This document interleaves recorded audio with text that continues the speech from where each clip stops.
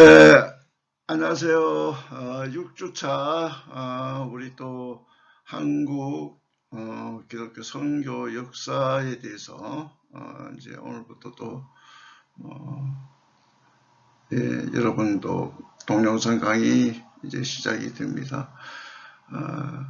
견뎌내시고 또 어렵고 힘든 기간이지만 여러분 우리 모두가 승리하시기를 바라는 마음 간절하며 이제 강의를 시작하겠습니다. 6주차 오늘은 여러분 교과서 132페이지부터 시작이 되어집니다. 세 부분으로 나누는데요. 6-1에 해당되어지는 것은 초기 조선 선교의 선교지 분할 정책, 그 다음에 이제 우리가 네비우스 선교 정책을 이제 보려고 합니다. 네비우스 선교 정책 가운데는 또 네비우스가 제시한 원칙들이 있고요. 네비우스 선교 정책의 성과들, 이런 것들을 우리가 보려고 합니다. 여러분 이제 많이 이제 네비우스라는 말은 많이 들어보셨을 거예요. 네비우스가 다른 게 아니고 그냥 선교 정책을 세운 학자입니다. 선교사이고. 자, 그러면 이 선교지 분할 정책을 우리가 이제 자세히 좀 보려고 합니다. 이 선교라는 것은 보낸다는 그런 뜻도 있고요. 또 훈련시켜서 파송하는 그런 의미가 있는 반면에 선교지에서 어떤 역할을 해야 하느냐가 굉장히 중요하거든요.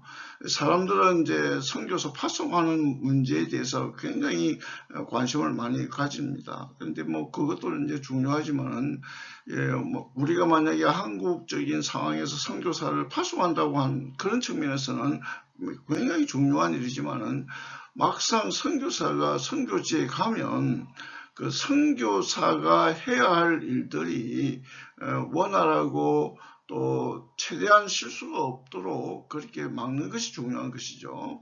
사전에 어떠한 노하우를 알고 그러한 선교지 탐색과 이런 것을 통해서 여러 가지 갈등 구조를 없애는 것, 이런 것들이 굉장히 중요한데 처음에 이제 선교사들이 가게 되어지면 상당히 그 어려움을 겪는 일 중에 하나가 선교사가 중복으로 파송되어지는 그런 지역의 경우, 우리나라는 좀 땅이 그렇게 크지 않으니까 중복되는 경우가 많잖아요. 물론 이제 러시아나 뭐 중국이나 뭐 필리핀의 섬나라라든지 뭐 이런 나라들은 뚝뚝 떨어져 있으니까 그렇게 크게 중복되는 경우들이 덜합니다. 물론 이제 필리핀에 좀 잘 사는 곳에서는 또 몰려 있고 뭐 이런 경우도 있습니다만은 초기 이제 한국 조선 선교에 있어서 이 심각한 문제였어요. 왜냐하면 뭐 미국의 이제 북장로교, 남장로교, 뭐 카나다의 장로교, 감리교, 호주의 장로교 뭐 이런 여러 군 네덜란드에서도 오고 뭐 영국에서도 오고 뭐 이렇게 하는데 겹쳐지는 경우가 많잖아요. 뭐 사람이라 보면 먼저 온 사람이라고 꼭 그 지역만을 또 한다고 하는 것도 참 거의 뭐 온당한 어떤 평가의 방법은 아니죠. 그래서 이제 이런 것을 서로 분할해서 이제 확장되어질 때 더 역동적으로 잘 할 수 있도록 하는 방안이 중요하거든요. 그래서 이제 선교지를 나누게 됩니다. 선교지를 나누는데 어떤 방법으로 나눌 것인가 굉장히 중요하잖아요. 아무 때나 막 그냥 나누다 보면 또 중복되는 경우도 있고요. 그래서 이제 선교가 어떻게 관할되어져서 이렇게 더 잘 선교할 수 있을 것인가의 필요성을 서로가 느끼게 되어졌던 것이죠.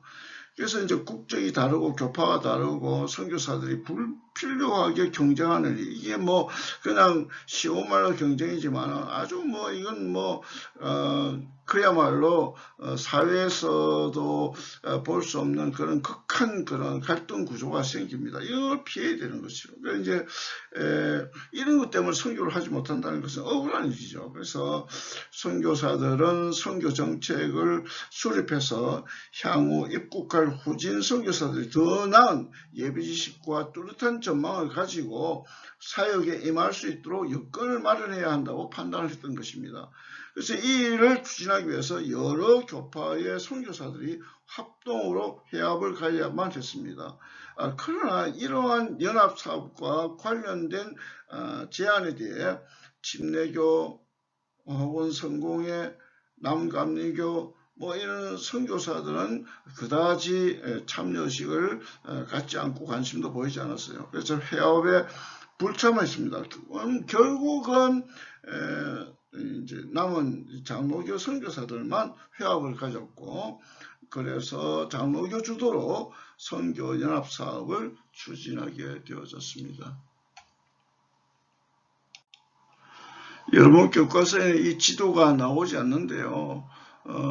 이 보면 색깔별로 이렇게 나누어져 있습니다. 저 함경도와 평양도, 그 다음에 강원도, 경기도, 또 여기에 경상도, 전라도, 뭐 이런 색깔들로 이렇게 보여지면 여기에 이제 캐나다 장로교는 아무래도 함경도 쪽으로 좀 가 있고요. 미국 장로교는 북장로 경우에는 평양 쪽이고요. 그 다음에 이제 남장로교는 경기도 일원과 경상북도 쪽이었고요. 그 다음에 이제 미국 남감리회는 이게 이제 강원도 이쪽이었어요. 그 다음에 이제 호주 장로교는 경상남도 쪽이었고요. 그 다음에 미국 감리교, 이 충청도 쪽이에요. 요즘 그 충청도를 보면 아마 이 감리교가 교세가 아주 강하죠. 그 다음에 이제 이 전라도 요 호남 지역은 주로 이제 그 남장로교 이쪽으로 해서 많이 그 선교 확장을 이루어 나왔던 것을 보게 됩니다. 자, 그래서 선교 지역을 분할하는데 원칙이 있었어요. 그 원칙은 그야말로 이제 5,000명 이상 대도시의 경우는 여러 선교부가 공동으로 활동한다. 그 다음에 선교회의 준 선교 기지, substation이런데 이제 선교 기지가 설립되어 있으면 그곳은 점유지로 인정한다. 그 다음에 타 선교회는 점유되지 않은 곳에서 선교한다. 그 외에 선교회는 이미 가 있는 곳에는 가지 않는다는 거예요. 그래서 원입 교인이 교회를 바꿀 때는 담임 목사의 추천장을 받아야 한다. 이게 아주 중요한 일인데요. 뭐 이쪽 갔는데 저쪽에 갔을 때 막 무조건 받아들이면 이건 뭐 사실 교회 목회하는 선교사님의 경우에는 서로 싸움의 군원이 되죠. 이 뭐 아주 서로가 이제 교인쟁탈전이 벌어지니까 그렇게 하지 말자. 그다음에 다른 교회의 규칙을 상호 존중한다.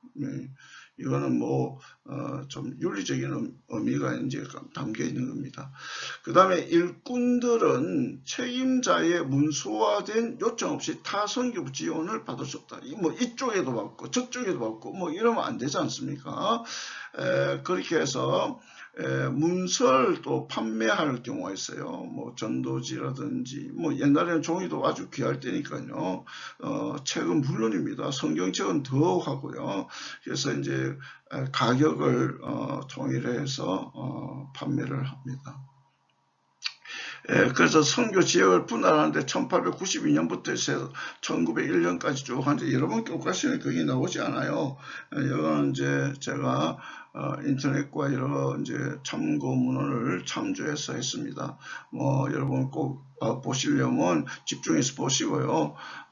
꼭 그 인터넷 상에 나타나는 것들을 쭉 보시면 큰 문제는 없을 것이라고 봅니다. 자, 그러면 선교지 분할 정책에 제가 좀 전에 한 번 더 말씀을 드렸습니다만, 선교지 분할 정책은 공동 지역이 있고요. 서로 나누어서 이렇게 하는 지역이 있습니다. 북장로교, 경기 일부, 충북 일부, 경부 황해, 평남 평북, 남장로회, 충남 전북, 전남 제주, 호주 장로회, 경남, 캐나다 장로회, 함남, 함북, 함경남도, 함경북도를 말합니다. 미 감리회, 경기도 일부, 충북 일부, 그 다음에 강원도 황해, 평남, 평북, 뭐 겹쳐지는 부분은 일부 있습니다. 그 다음에 남감리회, 경기 일부, 이런 성도 지역, 여기가 아주 처음부터 우리 기독교 교회가 섰던 곳이죠. 이 개성입니다. 이제 강원, 함남 이쪽에 이제 이렇게 분할 정책을 했을 때 장점이 있죠. 그게 뭐예요? 선교회들 사이에 불필요한 마찰과 재정 낭비를 줄일 수 있었던 겁니다. 이게 이제 요즘도 선교지에 가면 중복 지원되어지고 중복으로 이렇게 선교하는 지역이 있습니다. 물론 한 지역을 집중하는 것은 또 어떤 그런 나름대로 의미가 있습니다만은 너무 과도하게 하면 부정적인 요소도 상당히 많이 나타나는 것입니다. 그 다음에 단점이 이제 한두 가지가 있는데요. 30년 이상 분할 정책이 지속되어져서 선교의 배경에 따라 다시 지방색과 분파적 현상이 나타납니다. 그래서 교회도 교회는 원래 하나여야 되는데 뭐 이거는 지역 교회를 말하는 것이 아니고 원래 이제 우주적 교회는 다 하나예요. 하나인데 이게 호남 지역 교회는 따로 강원 지역 교회 따로 이 사람들의 어떤 신앙적 색깔이 너무 달라가지고 이런 분파적 현상이 나타나고 교단이 나눠지고 쪼개지고 뭐 이런 것이 오늘날 우리 현 기독교의 모습이라고 하는 것. 이게 아마 처음부터 이게 좀 더 잘 되었다고 한다면 그러지 않았을 텐데 하는 그런 아쉬움도 있습니다. 물론 뭐 교리적인 문제 때문에 갈라졌기 하고 우리가 볼 수 있습니다만은 그런 어떤 너무 이제 선교회가 고집으로 붙잡고 있다 보니까 이런 현상들이 일어나지 않았는가라는 그런 생각도 해보게 됩니다. 또 두 번째는 장로교와 감리교 이외의 다른 교파 선교들은 불리한 입장에서 군소교단으로 전속하게 되었어. 물론 이제 그것을 다 극복하고 또 이렇게 교단을 확대한 그런 교단도 있습니다만은 뭐 나중에 이제 뒤에 온 그 뭐 성결교라든지 뭐 침례교라든지 뭐 성공회라든지 뭐 이런 교단들은 처음부터 약간 좀 불리한 입장에서 출발하게 되어졌다는 생각을 해보게 되어집니다.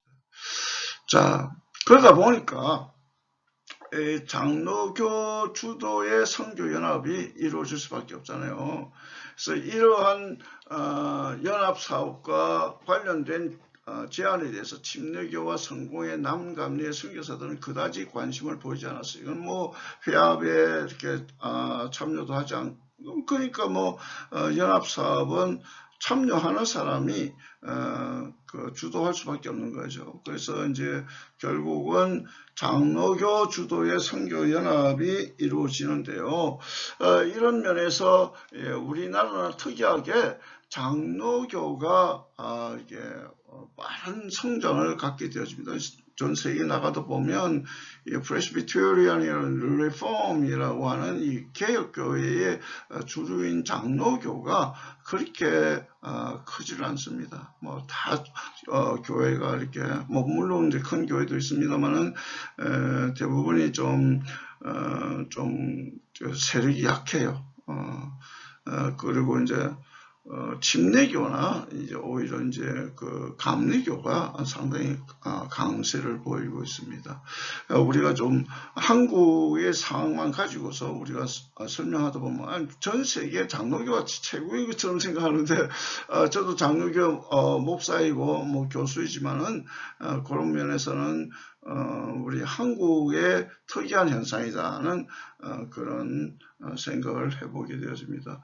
그리 장로교 주도의 이제 조선 초기 선교 연합이 이제 시작이 되어지다 보니까 이제 새로운 것을 뭐 특별히 이제 만들어서 써야 하지만은 우선 모델이 될 수 있는 것을 이제 빌어옵니다. 그게 이제 장로회 정치를 쓰는 미션 공예를 이제 조직을 하는데 미국에 아마 그 교회의 내용들을 가지고 온 것으로 보여집니다. 그래서 결국은 이제 교계 예양이라고 하는 커미티 어레인지먼트 커미티 어레인지먼트의 교계 예양이라고 표현하는데요. 이게 이제 선교 지역의 분할 정책이라고 그렇게 봅니다. 뭐 어레인지먼트는 뭐 아그레망이라고도 그렇게 또 쓴 자료도 있습니다. 이게 이제 1892년에 그 어떤 면에서 이제 정책 사업이 이제 뭘 의미하는가 하면 중복을 피하자, 필요 없는 경쟁을 하지 말자. 뭐 이제 지역만 나눈다는 그런 의미보다 함의되어 있는 내용은 중복 노력, 필요 없는 경쟁을 피하는 것입니다. 그래서 하나의 일종의 모자이크 이론과 같다고 볼 수 있는데요. 하나하나 셀이 모여서 통일성이 있는 그런 전체 그림을 완성한다는 논리입니다. 남장로회는 전라도와 충청도, 호주 장로회는 경상남도, 캐나다 장로회는 함경도와 간도, 북장로회는 서울, 평안도, 황해도, 경상북도를 할당받아서 선교구역으로 정하였습니다. 1892년 6월 11일 날 미국 북장로회와 미국 북감리회는 상호간의 선교지를 분담하기로 합의를 했습니다. 그래서 자그마한 도시와 주변의 장로교, 감리교가 공동 선교를 하게 되면 양 선교회의 힘을 유용하게 발휘할 수 없다고 판단했기 때문에 인구가 약 5,000명 미만의 지역일 경우 선교사가 1년에 2차례나 4차례 정도 방문하는 전도소를 두고, 전도소라는 것은 교회가 서기 전에 그런 조그만 기도소 같은 그런 장소입니다. 그 다음에 교인들이 이미 정기적으로 주일 예배를 드리는 곳에는 다른 선교회가 개입하지 않도록 했습니다. 그러나 6개월 동안 교회가 기능을 발휘하지 못하는 경우는 자유롭게 들어가서 전도할 수 있겠습니다. 이게 이제 협약이에요. 서로가 이제 그 협약을 지키면 서로가 이제 경쟁하지 않고 효과적으로 선교가 이루어질 것이다는 그런 서로 협의를 했던 것이죠. 그러나 조선을 방문한 일본 주재 미국 감리교회의 포스트 감독이 이 조정사항을 인정하지 않았기 때문에 많은 이제 당분간의 어려움도 겪었습니다.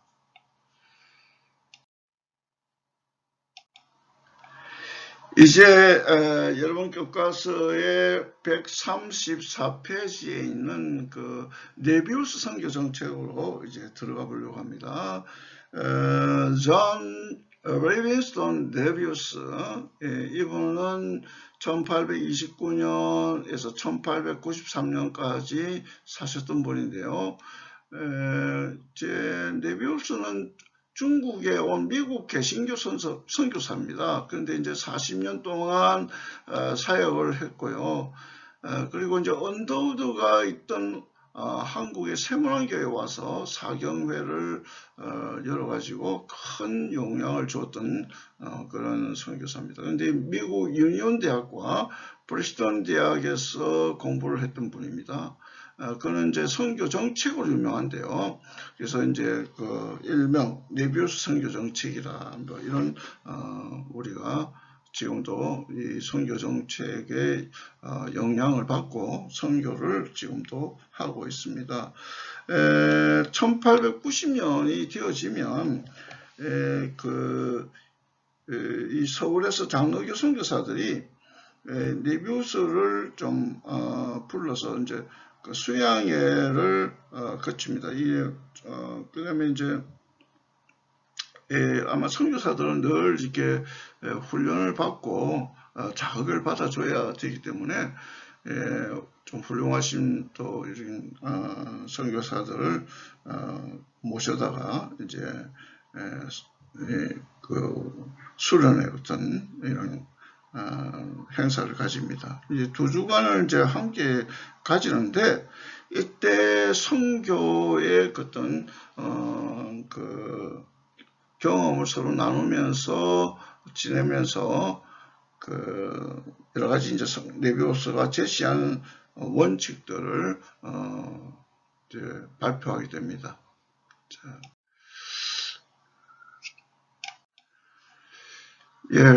이제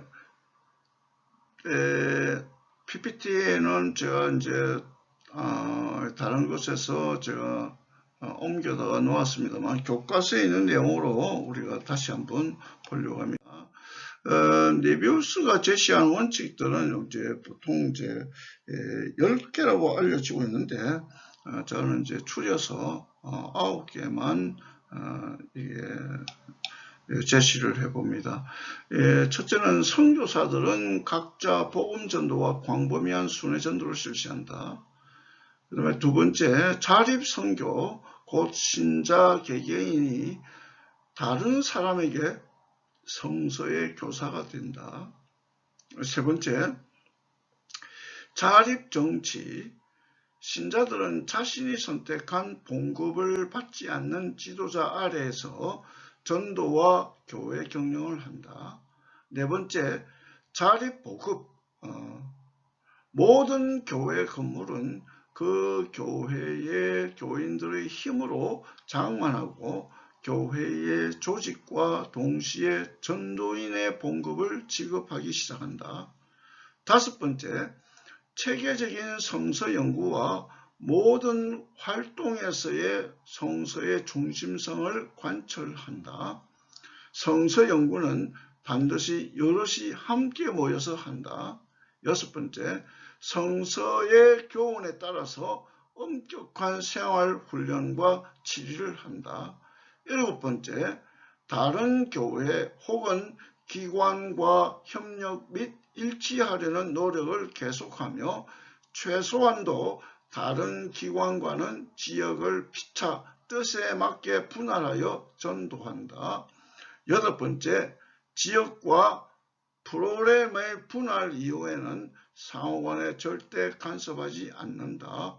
아홉 번째, 그러나 경제나 그 외의 문제에 있어서는 항상 폭넓게 서로 돕는 정신을 가진다. 이런 내용을 가지고 그 선교의 원칙을 실현해 주기를 강연을 했던 것입니다. 그래서 강력한 자립 정신과 광범위한 순회 선교, 성경에 대한 강력한 강요가 이제 그 기조였습니다. 이제 그러나 이제 여기 핵심적인 게 이제 2번, 3번, 4번이죠. 그래서 자립 선교, 그 다음에 자립 정치, 자립 보급. 그래서 자립, 자치, 자전 뭐 이렇게 그 용어를 줄여서 그렇게 말하기도 합니다. 자, 그래서 이 원칙의 핵심 가운데에 이 세상의 생활과 음에서 떠나는 것이 종교의 본분이 아니라 일상생활에서 평범한 통상의 생활을 하면서 교리를 구체적으로 실천하는 것이 기독교의 참모습이다. 뭐 이런 설명을 합니다. 뭐 이런 기독교의 그 장로교적인 정신이 깔렸기 때문에 우리가 이제 장로교는 그 동기부여를 해서 이 세상에서 직업을 가지고 소명이라 하잖아요. 컬링이라고 하는데, 베르프라는 직업, 하나님이 천직으로 주셨다. 뭐 이렇기 때문에 교회 안에서만의 어떤 의미가 우리 생활의 모든 것을 다 하는 것이 아니라 세상에서의 그 신자의 역할을 감당할 수 있도록 그렇게 하는 것이 이제 중요하다는 그런 뜻을 내포한 것입니다. 여기에 네비우스가 지은 책을 하나 소개하면 1923년판인데요. Demon Possession and Alive Theme 이런 게 악마의 소지와 관련된 주제다. 우리 시대의 현상 에 대한 귀납적 연구, 뭐 이런 말입니다. Being on inductive study of phenomenon of own times. inductive라는 것은 이제 귀납법이라는 뜻이거든요. 거꾸로 이제 보는 것이죠. 자, 이런 내용들을 보게 되었습니다. 자, 그러면 이제 우리가 이제 이 시간에 우리가 마지막으로 우리가 볼 것은요, 그 네비우스 선교 정책과 성과를 보겠는데요. 이제 우리가 비교를 해보면 중국과 우리 이제 한국, 조선이죠. 중국의 경우에는 네비우스는 중국 산동성에서 자신의 선교 방법에 따라 선교를 추진하다가 1886년 7년 만에 포기를 했습니다. 이제 중국에서는 많은 사람들이 기독교와 식민주의 침략의 교두보 역할을 한다는 선입견을 가졌기 때문에 굉장히 배타적이었어요. 이제 그 다음에 이제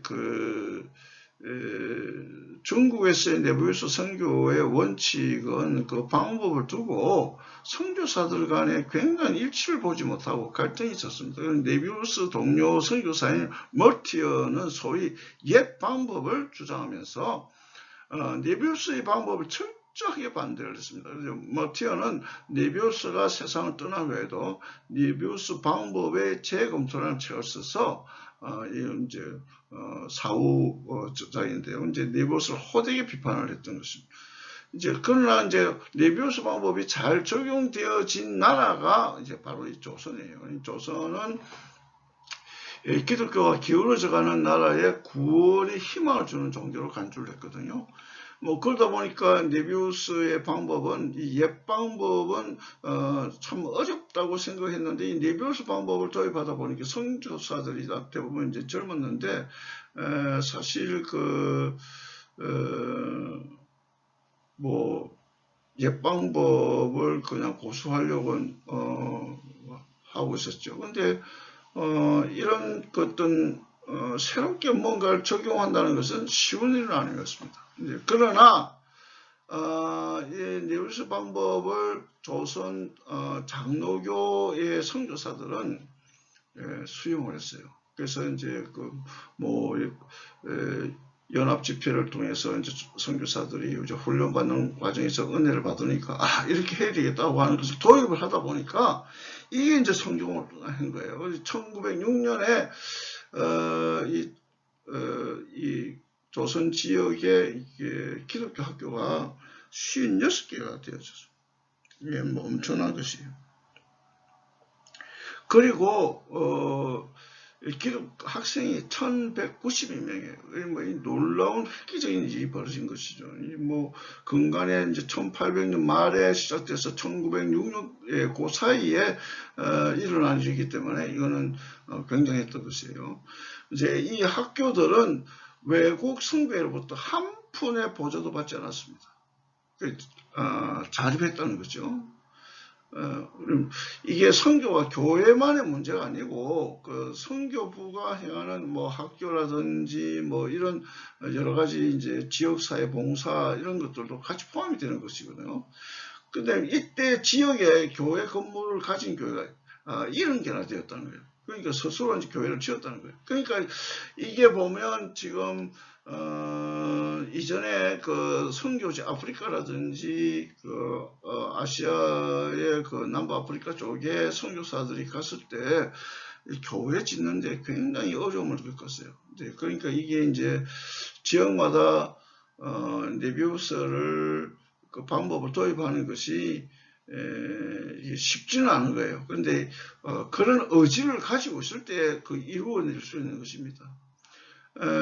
근데 뭐, 그 당시에, 보조를 전혀 안 받았다면 할 수 없어요. 근데 물론 이제 두 교회 정도는 받고 있었는데, 1910년이 되면 전국을 통틀어서 80%가 교회 자립하고 있습니다. 지금 미자립교회도 지금 개척교회들이 많지 않습니까?